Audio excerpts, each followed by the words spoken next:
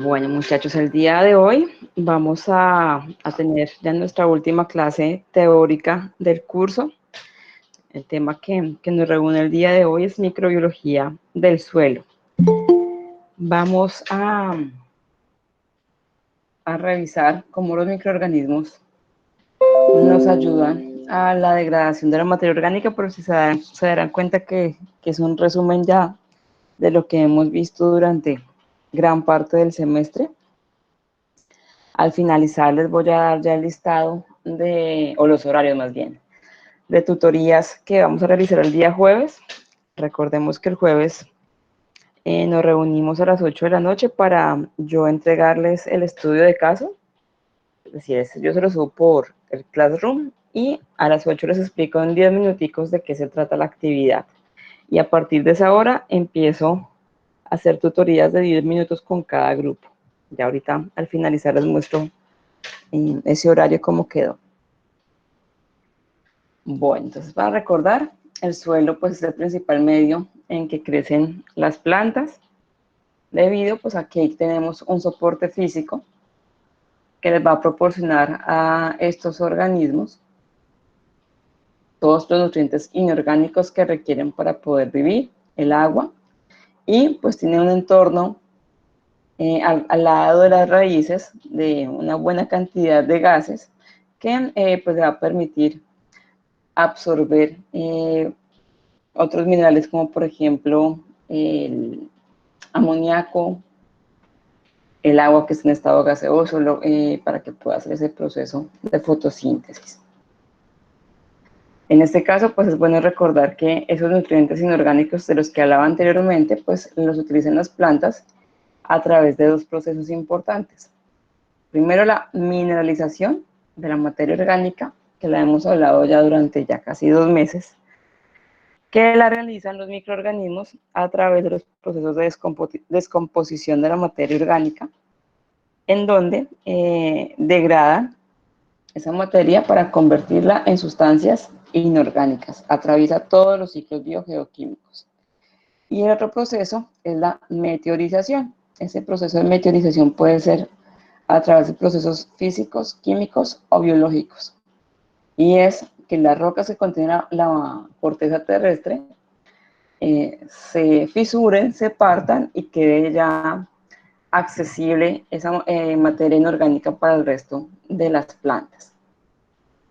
Esos procesos de mineralización, como les decía, pues pueden ser a través de procesos físico-químicos o biológicos, donde estas rocas pues se van a fisurar para obtener esos materiales que se habían acumulado a través de esas rocas. Por ejemplo, recordemos el ciclo del fósforo, que muchas veces, sobre todo en los sedimentos marinos, tenemos fosfatos que se han perdido durante los procesos biológicos de los animales, llegan a este punto y ahí se van a perder hasta que ocurren esos procesos de meteorización. Entonces, dentro de esos procesos, pues los mecánicos podemos decir que son procesos que se dan por el clima, pues que pueden ser un congelamiento y descongelamiento. Congelamiento hace que pues, el mineral se mantenga intacto durante miles de años y cuando se descongela, pues va a quedar ya dispuesto para la población. Calentamiento y enfriamiento. En cuanto a procesos químicos, pues tenemos, por ejemplo, el agua, en el cual esas partículas o pequeñas gotas de agua van a ir disolviéndose con las rocas. También sus procesos, por ejemplo, de producción de dióxido de carbono cuando respiramos los seres humanos, bueno, todos los animales, van a empezar a irse acumulando en estas rocas y empezando el proceso de fisuras, como pueden observar en estas imágenes. A través de la actividad biológica, pues esta es la más clara de todas. Esto que tenemos aquí es la raíz de un árbol. Entonces, una vez va creciendo esta raíz, si se encuentra con una roca, pues la fuerza que va a ejercer esa raíz para poder avanzar en el crecimiento radicular, pues va a permitir que se rompan estas rocas y que se genere el proceso de meteorización. Entonces, pues aquí hablaremos un poquito más claro de ese proceso biológico. Entonces, también no solamente pueden ser por las raíces, sino porque el proceso metabólico que hacen las plantas al absorber esa materia orgánica y a también desechar ciertas sustancias que no les sirven, pues en algunas ocasiones puede llegar a contener un pH ácido que junto con los procesos metabólicos que ejercen las bacterias que están en el suelo, pues van a hacer que esa roca sea mucho más fácil o más susceptible de poder fracturar y dejar disponible esa materia inorgánica. También, pues esa materia que quede disponible debe tener otros mecanismos que nos van a permitir no solo que queden disponibles para la vegetación que esté cerca, sino que se pueda transportar a otros sitios. Pues, por ejemplo, la gravedad, que va a hacer que la materia inorgánica que queda ahora disponible aquí en la superficie, pues quede también hacia la parte subterránea, o por ejemplo el horizonte B o C de esta tierra que está acá, de este suelo. A través del viento, porque puede llevar partículas a través de él, del agua, por ejemplo, en cuerpos de agua, en ríos, que el mismo caudal va a hacer que se lleve a otros lados, o los glaciares cuando hay procesos de congelamiento y descongelamiento. Vamos a ver un pequeño video, cortico. Ay, María. Uno.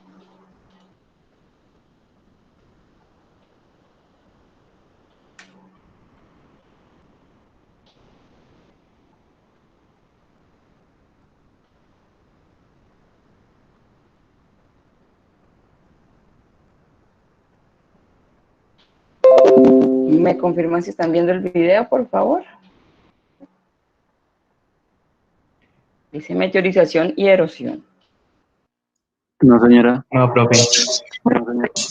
¿No? No, profe.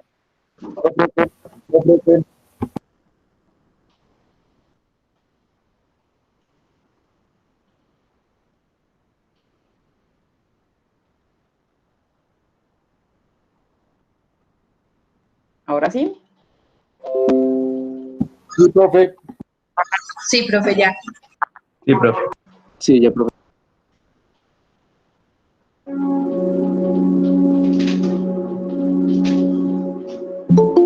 ¿Sabías que la superficie de la Tierra siempre está cambiando? A lo largo de millones de años, las montañas se han convertido en terreno plano. Pequeños arroyos se han convertido en ríos caudalosos, y algunos de esos ríos se han convertido en grandes cañones. A este proceso se le llama meteorización y erosión.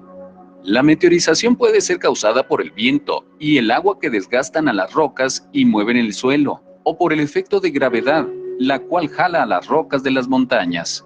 Las raíces de los árboles pueden separar el suelo, y el agua puede filtrarse por pequeñas grietas en las rocas, donde se congela, se expande y rompe las rocas en pedazos. Los glaciares en algún momento cubrieron la mayor parte de la Tierra, y su movimiento lento cortó algunos de los valles y cañones que conocemos hoy en día. La erosión ocurre cuando el suelo o las rocas se mueven de un lugar a otro. Si una roca rueda colina abajo y cae en un valle, o el agua mueve la tierra del río hacia el océano, eso es erosión. Incluso cuando recoges una piedra del suelo y la tiras en un estanque, estás causando erosión. El viento y el agua desgastaron estas piedras por un largo periodo. Las piezas rotas y trozos pequeños de tierra fueron arrastrados. Algunos de los lugares más hermosos en la Tierra fueron formados por la acción de la meteorización y la erosión.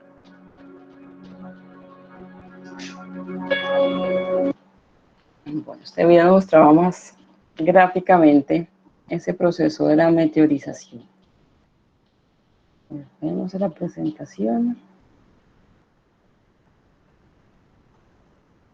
Listo, entonces a través de esos procesos, esos minerales que habían quedado atrapados durante miles de años en las rocas, pues nuevamente vuelven a estar disponibles para inicialmente uso de las plantas, y a partir de ahí inician esos ciclos biogeoquímicos que ya conocemos muy bien.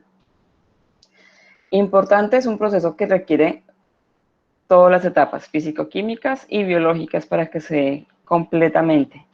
Físico-químico porque esos procesos van a hacer que las rocas se fracturen y quede disponible esa materia orgánica. Y biológica porque tanto plantas como algunos insectos y microorganismos, van a hacer el proceso de degradación y finalmente dejar dispuesta esa materia inorgánica para las plantas. Aquí lo que tenemos es el ejemplo de cómo se divide el suelo a través de 3 principales horizontes. Seguramente eso ya lo han visto en clases anteriores.